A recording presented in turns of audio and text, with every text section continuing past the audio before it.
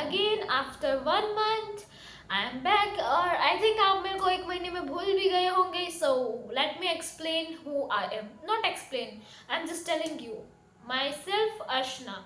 So today we will learn about हमेशा की तरह medieval history and the chapter is 7। मैंने आपको बताया था कि चैप्टर 8 मैंने आपको पढ़ा दिया था, लेकिन फिर मैंने आपको बताया था, मेरे को जैसे याद है मैंने आपको बता दिया कि चैप्टर 7 बीच में मिस आउट हो गया है, तो मैं आपको वही चैप्टर 7 कवर अप करवा रही हूँ। So let's start. नहीं, अभी नहीं स्टार्ट करेंगे। सबसे पहले मैं आपको इस चैप्टर का इंट्रोडक्शन दे देती हूँ, उसके बाद ही स्टार्ट करेंगे। इस चैप्टर का नाम है devotional paths to the divine. इसको हम कह सकते हैं religious ideas in the medieval period. इसमें हमने देखा है कि मतलब नॉर्मली अब इस चैप्टर स्टार्ट करते हैं। हम लोगों ने देखा है कि लोग जो होते हैं वो बहुत सारे रिचुअल्स को परफॉर्म करते हैं, पूजा पाठ करते हैं, भजन गाते हैं, कीर्तन्स करते हैं, कव्वालीज, और गॉड के नेम को साइलेंस में रिपीट करते रहते हैं। कुछ लोग मन में रिपीट करते हैं, कुछ लोग बोल के रिपीट करते हैं, like many gods. I will not give you example. उन्होंने तो हमने नोटिस भी किया होगा कि कुछ लोग जो होते हैं उनमें से कुछ लोग वो मूव्ड इनटू टीयर्स हो जाते हैं, मतलब रोने लगते हैं भगवान का नाम लेते लेते।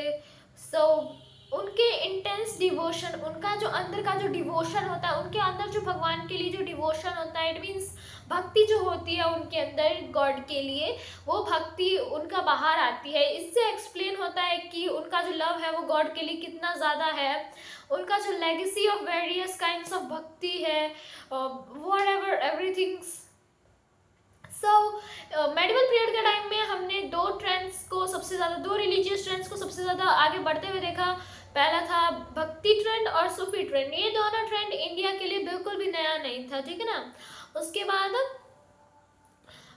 काइंड्स ऑफ भक्ति एंड सूफी मूवमेंट्स। ओ, भक्ति and Sufi movement, have you heard about this? आपने पढ़ा होगा भक्ति मूवमेंट के बारे में, भक्ति सूफी के बारे में शायद आपने एनसीएंट में पढ़ा होगा। एनसीएंट एक्चुअली मैं खुद भी अच्छे से रिवाइज नहीं की हूँ, इसीलिए मैं आपको एनसीएंट नहीं पढ़ा सकती, लेकिन मैं आपको मेडिवल पढ़ा रही हूँ, तो वो पढ़ लो। उसके बाद हो सकता है मैं आपको मॉडर्न भी पढ़ाऊँ। जैसे जैसे मेरा नॉलेज बढ़ेगा मैं आपको वैसे वैसे पढ़ाती जाऊंगी, बाकी पढ़ाऊंगी बहुत अच्छे से। और अगर आपको किसी चैप्टर में डाउट, आपको नोट्स चाहिए तो आप नोट्स से भी पढ़ सकते हो। नोट्स में आपको आप कमेंट कर सकते हो नोट्स के लिए, और अगर कमेंट अवेलेबल नहीं है तो मैं इसमें क्या ही कर सकती हूँ। लॉन्ग वीडियोस में कमेंट अवेलेबल नहीं है, मैं आपको पहले बता सकती हूँ। कमेंट अवेलेबल है शॉर्ट वीडियोस पे, या फिर कहीं पे भी अगर आपको कमेंट अवेलेबल ना मिले, so I will find another way, okay.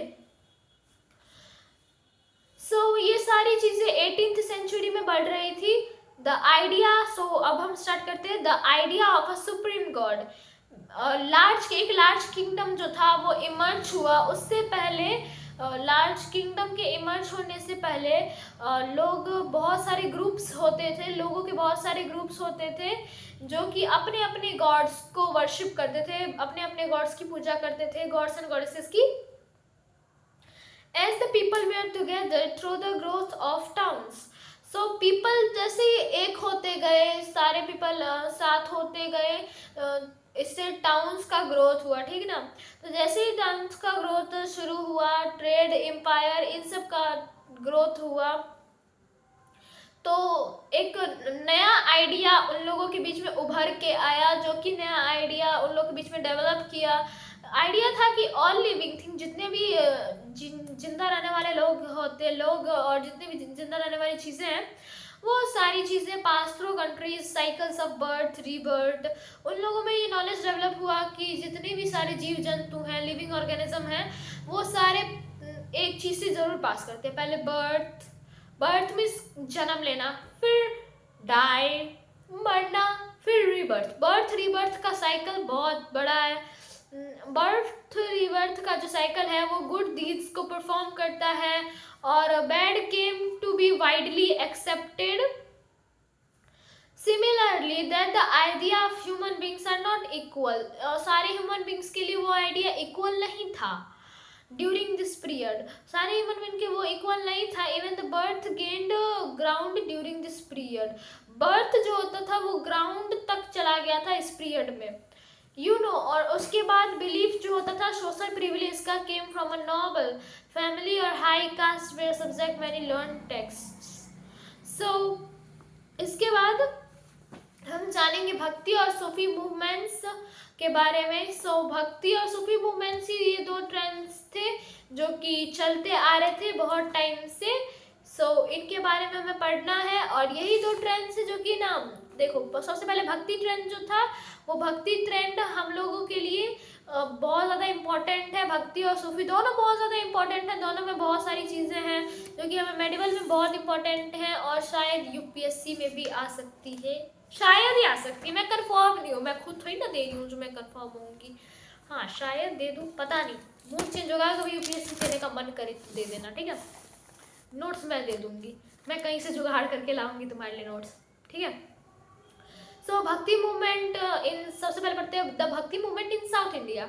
सो भक्ति मूवमेंट जो था वो 7th to 9th सेंचुरी के बीच में एमर्ज हुआ था इन साउथ इंडिया में। इनमें दो टाइप की सेंस होती थी, एक नयानार एंड अलवर। नयानार्स जो होते थे वो भक्त ऑफ लॉर्ड शिवा और जो अलवर्स होते थे वो भक्त ऑफ लॉर्ड विष्णु। गलत है ये सही है पता नहीं, शायद मेरे को सही लग रहा है क्योंकि मैंने इसको याद कर रखा था।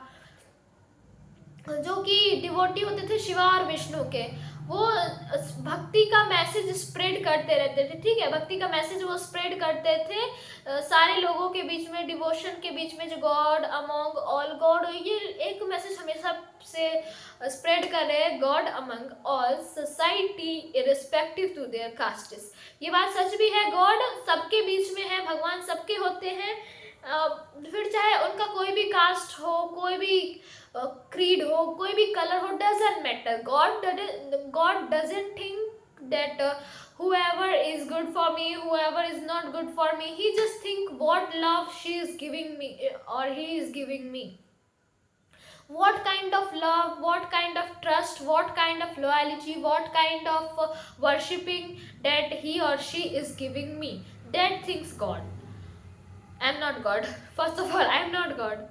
So उसके बाद ये जो सेंस थे वो हाईली क्रिटिकल जैनिज्म और बुद्धिज्म के होते थे। जैनिज्म एक कास्ट है जो कि जैन लोगों का होता है, जिनका वो किसने किया था, जिनकी खोज महावीरा ने की थी, वर्धमान महावीरा। और उसके बाद बुद्धिज्म गौतम बुद्ध, सिद्धार्थ जिनका नाम था, सिद्धार्थ उनका पहले नाम था, उसके बाद वो बाद में गौतम बुद्ध बने थे। They use Tamil language and not Sanskrit for preaching and composing hymns. और वो लोग अपने हाइम्स को कंपोज करने के लिए संस्कृत लैंग्वेज का प्रयोग नहीं करते थे। जैसे अभी संस्कृत को ना वो लैंग्वेज ऑफ गॉड कहा जाता है, अभी जो हम लोग संस्कृत पढ़ रहे हैं ना, एक्चुअल में वो संस्कृत नहीं है, संस्कृत कुछ और है। हम लोग जो संस्कृत पढ़ते हैं ना वो संस्कृत और हिंदी का मिक्स है, इसीलिए हमें संस्कृत अभी इतनी जल्दी समझ आता है। बाकी एक्चुअल में जो उस टाइम में जो संस्कृत था एंशिएंट टाइम्स में, मेडिवल टाइम्स में, वो संस्कृत भाई, वो संस्कृत का हम एक वर्ड तक रीड नहीं कर सकते, ऐसा संस्कृत था वो। खैर अभी संस्कृत कोई नहीं रीड करता, पूरा इंडिया कभी नहीं रीड करता। मे भी कुछ लोग होंगे जो रीड करते होंगे, आपको सारे सब्जेक्ट्स आ जाएंगे, बट बाई चांस से आप इतने अच्छे होंगे संस्कृत में जो आपको संस्कृत आते होंगे। कुछ सेंस जो थे वो लोअर क्लासेस से बिलोंग करते थे, बट उन लोगों के बीच कोई भी वो डिस्क्रिमिनेशन कोई भी नहीं कर सकता था, क्योंकि उस टाइम में डिस्क्रिमिनेशन करने के लिए कुछ था ही नहीं। God is in the each and every one, okay.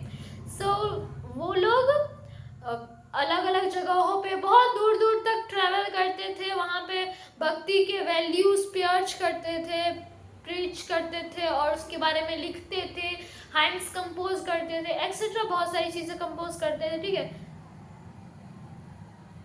और उनको इंस्पिरेशन जो मिलता था वो संगम लिटरेचर से उनको इंस्पिरेशन मिलता था। उनका जो अर्लीस्ट तमिल लिटरेचर था जो कि पांड्या और चोला रूलर्स बिल्ड किए थे, उनका जो अर्लीस्ट तमिल लिटरेचर था, द अर्लीस्ट तमिल लिटरेचर, वो अर्लीस्ट जो तमिल लिटरेचर था वो क्या बता रही थी मैं, हाँ वो चोला और पांड्या, ये दोनों जो थे ना वो ना जैसे बहुत सारे प्लेसेस में जाके वहाँ पे अलग अलग टाइप्स के मंदिर बनाए। तो वहाँ पे एक्चुअली में ना, मैंने आपको बताया कि वो लोग जो होते थे, सेंस जो होते थे नॉर्मली, वो कभी भी संस्कृत का यूज़ नहीं करते थे अपने हैंड्स को कंपोज करने के लिए, वो हमेशा तमिल का यूज़ करते थे। तो अर्लीस्ट तमिल यहीं पे ख़त्म होता है, बात खत्म करो अर्लीस्ट तमिल को। उसके बाद आते हैं the Pandya and Chola rulers built temples around the place visited by the भक्ति सेंस। जहाँ जहाँ पे भक्ति सेंस घूमते थे वहाँ वहाँ पे पांड्या और चोला रूलर्स टेम्पल्स बनवाते थे, ठीक है। उन्होंने, और इन्हीं से उन्होंने एक स्ट्रेंथ बिल्डअप कर दिया, वर्शिप, टेम्पल वर्शिप और भक्ति, इन दोनों के बीच में एक अलग ही स्ट्रेंथ बिल्डअप हो गया। इन दोनों मतलब रिलेशन आ गया, लिंक हो गया, इन दोनों में लिंक का स्ट्रेंथ हो गया। मतलब इन दोनों को लिंक करना मतलब होता है, सबको पता होगा लिंक क्या होता है, मतलब कनेक्शन बनाना, ठीक है। उसके बाद हम आते हैं नहीं क्रिटिकल थिंकिंग पे। भक्ति मूवमेंट जो है साउथ में, वो बोथ शिवा और Vishnu in all forms, Shiva और विष्णु के हर फॉर्म्स को पूजा जाता था उसमें। उसके बाद नॉर्थर्न भक्ति मूवमेंट जो था, जिसमें centred on Rama and Krishna, Shiva और विष्णु, शिवा और विष्णु, और शिवा और विष्णु साउथ इंडिया में भक्ति मूवमेंट के टाइम में पूजे जाते थे नयानार्स एंड अलवर्स के द्वारा, और नॉर्थ इंडिया में राम और कृष्ण नाम से भगवान पूजे जाते थे, ठीक है। उसके बाद हम पढ़ेंगे नयनार्स एंड अलवर्स के बारे में। सो भक्ति मूवमेंट जैसे ही साउथ इंडिया में 7th सेंचुरी के टाइम में बिगिनिंग हुआ in the Vishnu and Shiva temples of the Tirupati and Kanchi. So it was begun by the Alvar saints. तो इनको बिगिन करने का काम नयानार्स नहीं, अलवर्स ने किया था, अलवर्स ने किया था सिर्फ, ठीक है। उसके बाद जो कि वैष्णव्स के होते थे, वैष्णव्स उनको कहा जाता है जो कि लॉर्ड विष्णु के डिवोटी होते हैं, उन्हें वैष्णव कहा जाता है। और एंड नयानार सेंस, और नयानार सेंस जो होते थे उनको शैवास कहा जाता था। शैवास मतलब devotee of Lord Shiva, okay. उसके बाद ये सेंस जो थे वो प्रमोट करते थे, कास्ट इक्वालिटी को प्रमोट करते थे। सम ऑफ देम आल्सो, और कुछ इनमें से कुछ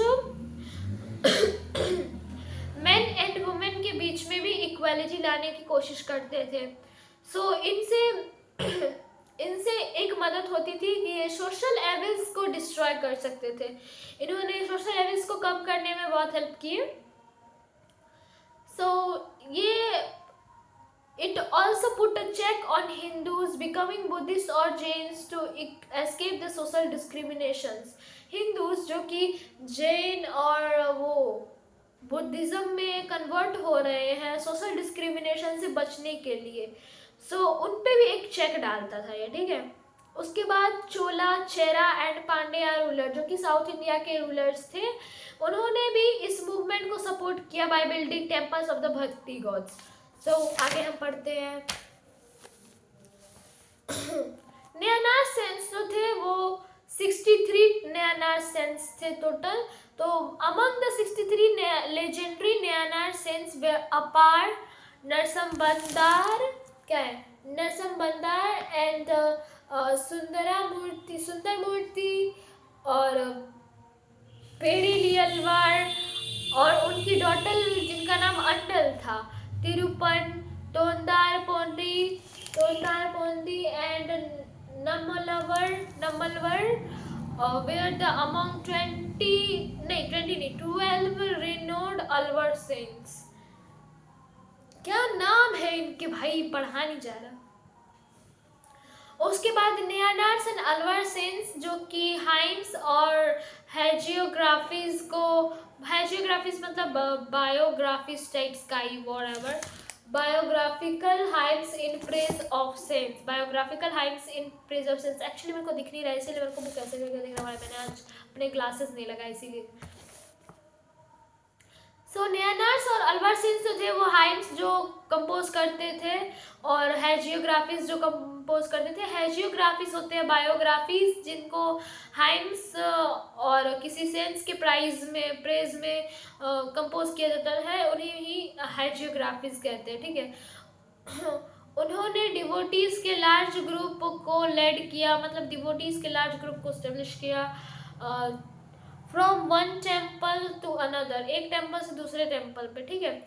और उसके बाद ये इन हाइम्स को सिंग करते रहते थे, और भी बहुत सारी चीज़ें हाइम्स को लिखते भी थे और सिंग करते थे। उसके बाद देवारम और प्रबंधम देवरम और Deva Prabandham are collections of hymns composed by Manikya Sagar. Manikya Sagar एक वो भी एक सेंट थे, मेरे को पता नहीं कौन से, हाँ नयनार सेंट थे, वो भी एक नयनार सेंट थे, जो कि हाइम्स था जिसमें हमें बताया गया था कि saints came from various castes.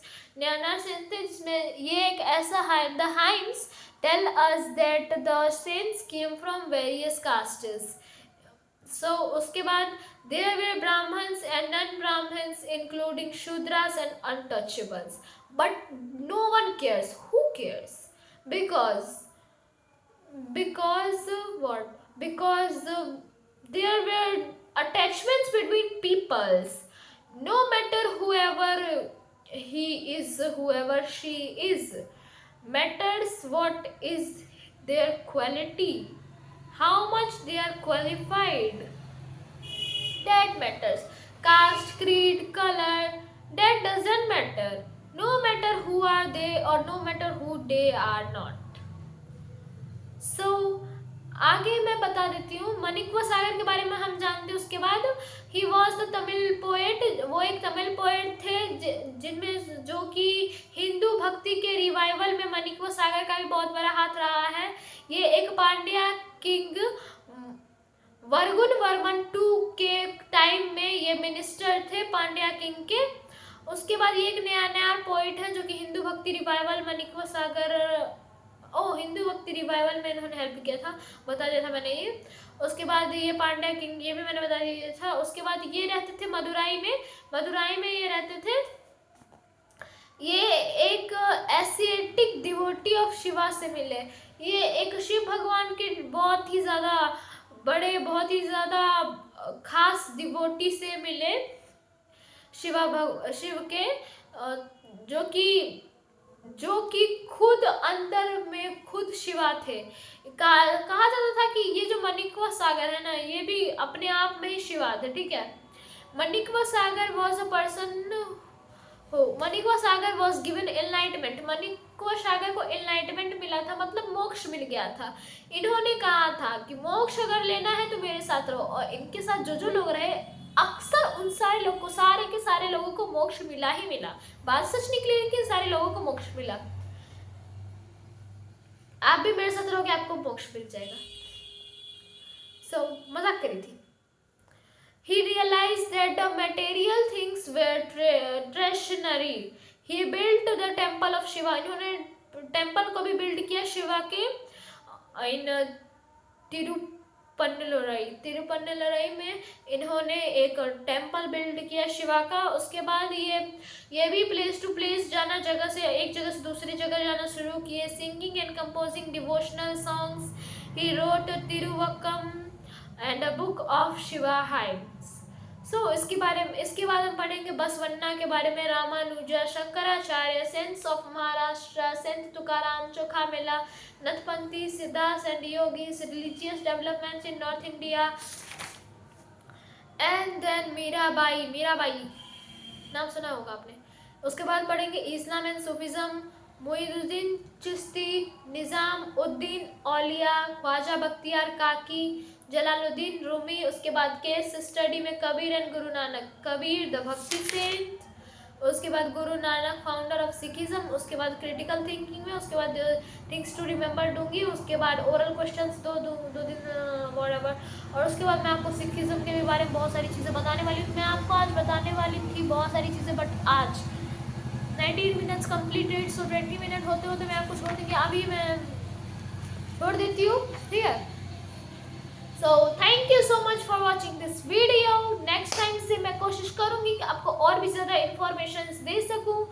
और अगर आप मेरे साथ पढ़ना आपको अच्छा लगता है तो प्लीज़ वीडियो को लाइक करिए, कमेंट करिए, शेयर करिए, और जितना ज़्यादा से ज़्यादा हो सके इस वीडियो को शेयर कीजिए, और इस वीडियो को और भी ज़्यादा प्रमोट कीजिए, जितना हो सके उतना लाइक कीजिए, कमेंट कीजिए। कमेंट अगर अवेलेबल नहीं है लॉन्ग वीडियोस पे तो आप मेरे शॉर्ट वीडियोस पे, किसी भी शॉर्ट वीडियोस पे। मान लीजिए वो शॉर्ट वीडियोस कोई भी है, मैं बहुत सारे मैं शॉर्ट वीडियोस बनाती हूँ, एक भी शॉर्ट वीडियोस पढ़ाई के अलावा नहीं। आप कोई भी शॉर्ट वीडियो पे जाओ, मेरा वो जो चैप्टर मैंने आपको पढ़ाया है ना, जिस मतलब जो वीडियो मैंने आपको बताया, उस वीडियो में मैं पार्ट लिखी हुई रहती है। अपने टेम्पलेट में देखा होगा, वो टेम्पलेट, हाँ टेम्पलेट में देखा होगा, थंबनेल में देखा होगा कि मैं वो पार्ट लिखी रहती हूँ, पार्ट इतना, पार्ट उतना, पार्ट वो मैं लिखी हुई रहती हूँ। तो आप वो पार्ट बताओ, आपको जो डाउट है उसमें से वो डाउट पूछो, मैं डाउट क्लियर करूँगी। अगर शॉर्ट वीडियोस पे भी या फिर कहीं पे भी कमेंट अवेलेबल नहीं है तो फिर मैं उसके लिए देखती हूँ, ठीक है, आई विल ट्राई। सो तब तक के लिए बाय बाय।